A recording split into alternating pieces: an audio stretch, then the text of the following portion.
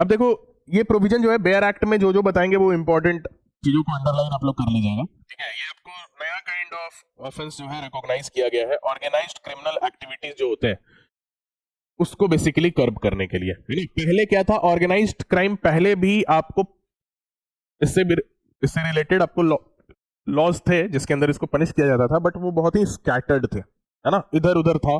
फिर कहीं कहीं पे कुछ कुछ स्टेट में, है ना, आपको ऑर्गेनाइज्ड क्राइम को टैकल करने के लिए जो है स्टेट ने लॉ बनाया हुआ था, जैसे महाराष्ट्र में था, है ना, महाराष्ट्र में, कर्नाटका में, है ना, but like all over India नहीं था। लेकिन ऑर्गेनाइज्ड क्राइम सब जगह लगभग चलता है ना, बाइक चोरी, है ना, आपको मोबाइल चोरी, bank account fraud, scam, economic offences बहुत सारा, किडनैपिंग, एक्सटॉर्शन, ये सब क्या है, बहुत लोग ऑर्गेनाइज्ड वे में करते हैं, है ना। ये सब एक्सटॉर्शन, किडनैपिंग, रैंसम के लिए जो एक्टिविटी होती है वो सब क्या एक ऑर्गेनाइज्ड ग्रुप कर रहा होता है। वो लोग ऐसा नहीं एक बार कोई किया और फिर हो गया, वो एक ग्रुप कर रहा होता है ना। तो अब प्रॉब्लम क्या था कि वहां पे जो पकड़े जाते थे उनको तो सजा दे देते थे, जो नहीं पकड़े जाते थे उनके अगेंस्ट सबूत नहीं मिल पाता था, उनको सजा नहीं दे पाते थे। तो अब यहाँ पे ये लाया गया है कि भाई कोई भी अगर किसी का आइडेंटिटी रिवील हो जाता है कि वो किसी पर्टिकुलर ऑर्गेनाइज्ड ग्रुप से बिलोंग करता है ना, जो कि क्राइम करने में इन्वॉल्व है, तो उस पूरे ऑर्गेनाइज्ड ग्रुप के मेंबर्स के ऊपर जो है लाइबिलिटी आप इंपोज कर सकें, इसलिए ऑर्गेनाइज्ड क्राइम जैसे ऑफेंसेस को जो है रिकॉग्नाइज। फिर पेटी ऑर्गेनाइज्ड क्राइम भी जो है, जैसे चेन स्नैचिंग, ये सब का भी क्या है, एक सिंडिकेट चलता है, ठीक है। चेन स्नैचिंग, मोबाइल चोरी, ये सब जो होते रहता है, ठीक है, फोन पे बात करते करते आया साइड से मोबाइल लेके चला गया, ऐसा होता है बहुत सारा, पटना में भी ये बहुत होता है, ठीक है। तो उन्हीं को कर्ब करने के लिए ये प्रोविजंस आपको बेसिकली लाए गए हैं कि गैंग बेस्ड जो क्राइम होता है ना, क्रिमिनल सिंडिकेट जो ऑफेंसेस करते हैं उसको बेसिकली कर्ब करने के लिए। तो 111 में ऑर्गेनाइज्ड क्राइम है, 112 में पीटी ऑर्गेनाइज्ड क्राइम है। पीटी ऑर्गेनाइज्ड क्राइम मतलब छोटा मोटा, है ना, ठीक है। ऑर्गेनाइज्ड क्राइम मतलब सीरियस जो, है ना, जैसे जिसमें मतलब पर्सन का लाइफ इंडेंजर हो सकता है ना, बहुत ही आपको मतलब इकोनॉमिक ऑफेंसेस बहुत ही लार्ज स्केल पे अगर कमिट हो रहे हैं तो वो ऑर्गेनाइज क्राइम है। तो अब देखो इसमें समझो, सेक्शन बहुत बड़ा है, ठीक है, लेकिन जो काम का चीज है वही समझना है, ठीक है।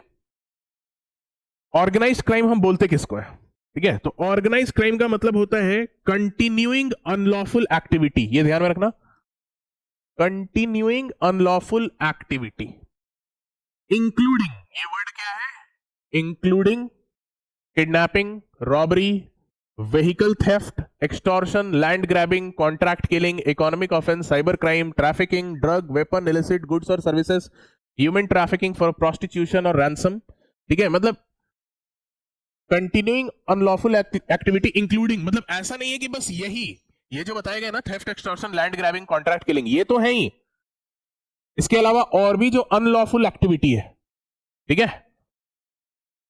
अब वो अनलॉफुल एक्टिविटी क्या हो सकती है, कंटिन्यूइंग अनलॉफुल एक्टिविटी का मतलब पहले समझो, यहां पे एक्सप्लेनेशन 2 में बहुत इंपॉर्टेंट है इसके सारे एक्सप्लेनेशन।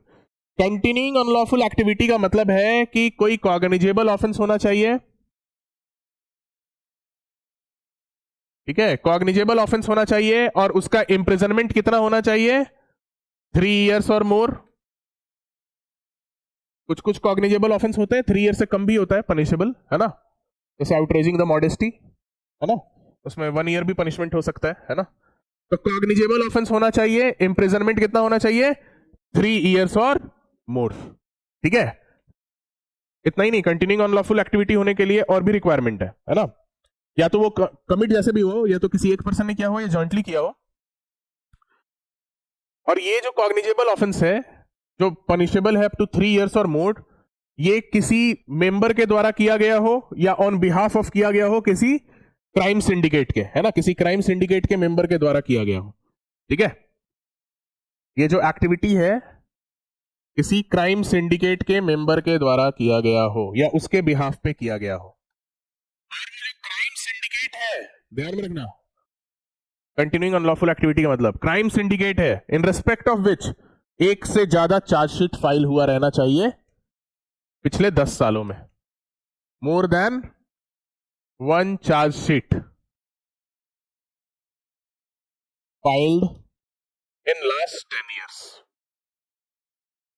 तब आप कहेंगे कि वो एक कंटिन्यूइंग अनलॉफुल एक्टिविटी है। जैसे मान के चलो हम लोग आज, मान के चलो कोई गैंग बनाते हैं, है ना, राइट,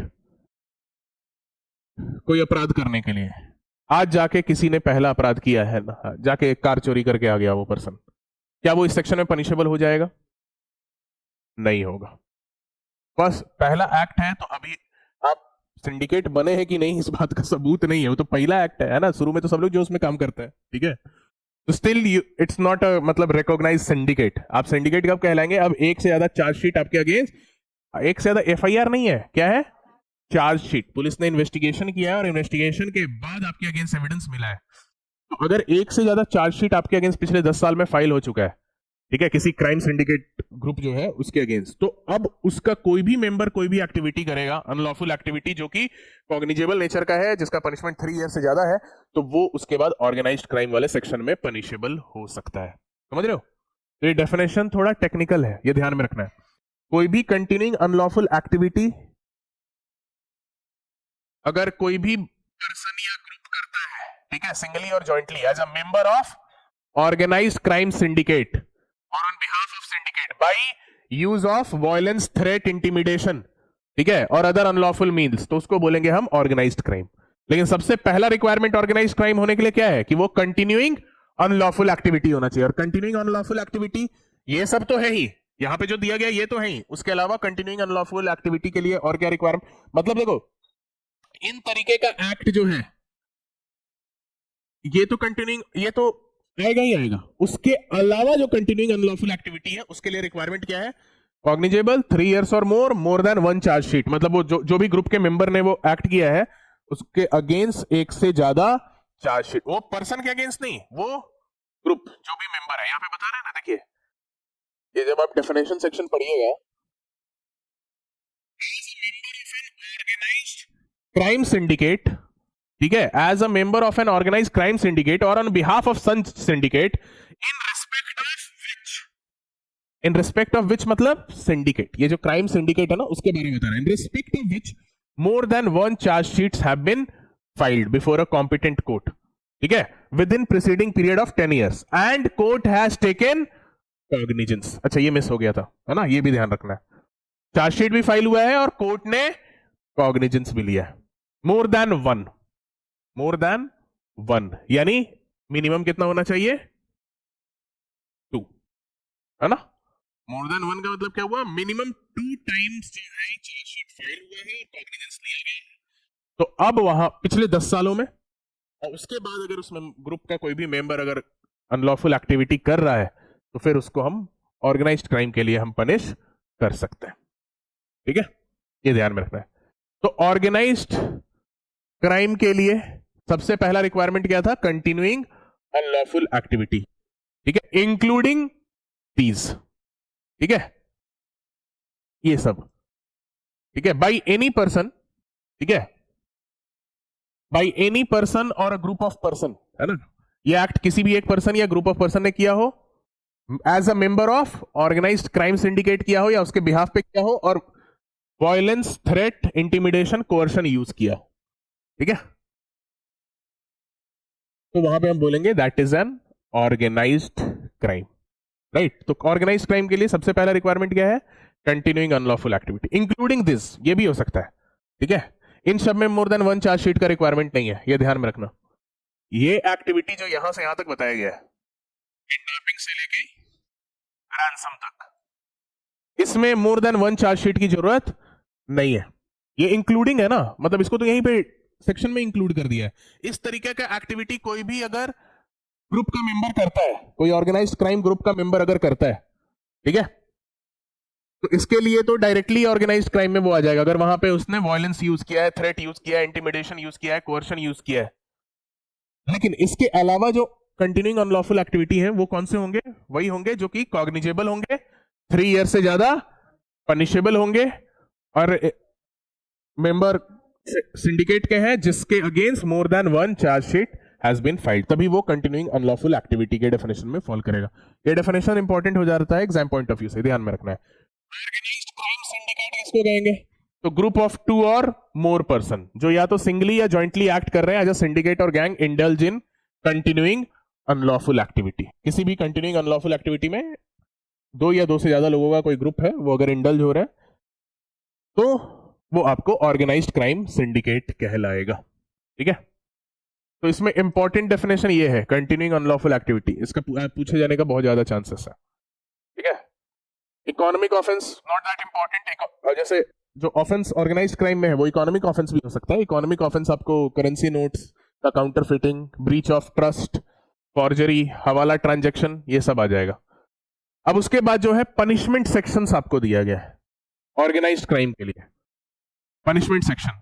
तो अब इतना जो है बाई हार्ट याद करने का जरूरत नहीं है, बट एक बार ओवरऑल देख लेना चाहिए, बिकॉज पनिशमेंट सेक्शन भी तो एग्जाम में आजकल पूछ ही लेता है।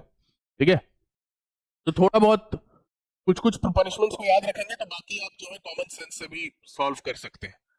किसी ने हुएवर कमिट्स ऑर्गेनाइज्ड क्राइम, और अगर उसमें किसी भी पर्सन का डेथ हो गया है तो पनिशमेंट डेथ तक जा सकता है, लाइफ इंप्रिजनमेंट तक जा सकता है।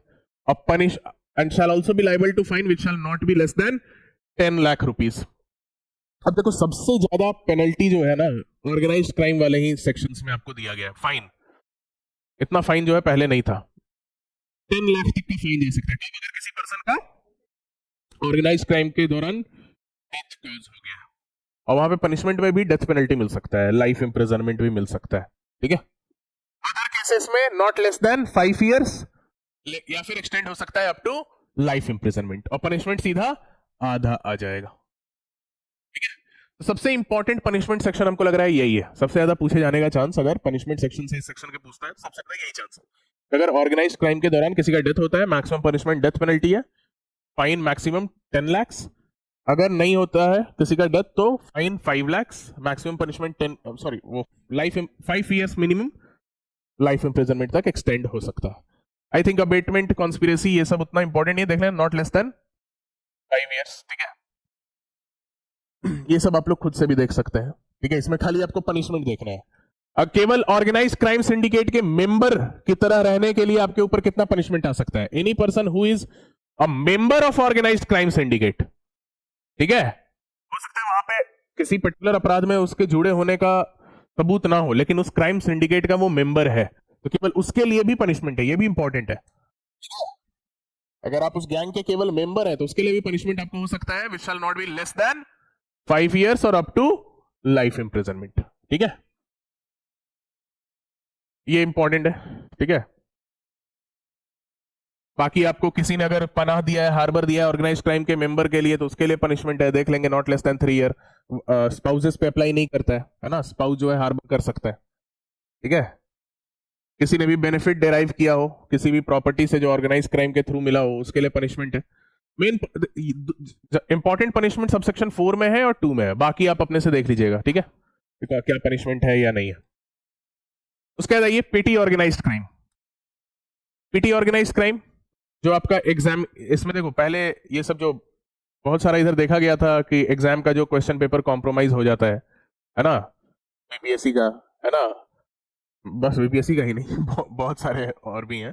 ठीक है, तो उसको भी टैकल करने के लिए व्यापम स्कैम ये सब आया था, तो उन सबको ध्यान में रखते हुए ये इन तरीके के अपराधों को भी इंक्लूड कर दिया गया यहाँ पे, पहले नहीं था। ठीक है, whoever being a member of group or gangs commits any act of theft, cheating, unauthorized selling of tickets, tickets अब किसी चीज का हो सकता है, मूवी का भी हो सकता है, आपको ट्रेन का भी हो सकता है, प्लेन का भी हो सकता है, unauthorized betting और गैम्बलिंग, बेटिंग और गैम्बलिंग भी आपको पेटी ऑर्गेनाइज क्राइम में आ गया, है ना, तो आईपीएल आ रहा है, ध्यान रखिएगा। ठीक है, फिर selling of public examination question paper और अदर सिमिलर एक्ट, ये पेटी ऑर्गेनाइज क्राइम में आ गया, है ना। पीटी ऑर्गेनाइज क्राइम में theft, snatching, tickets, betting, examination paper, ठीक है, ये सब पीटी ऑर्गेनाइज्ड क्राइम में आपको आ जाते हैं। ठीक है, स्नैचिंग के लिए, स्नैचिंग कहां पे है वैसे बीएनएस में 304, उसके लिए पनिशमेंट क्या है स्नैचिंग के लिए?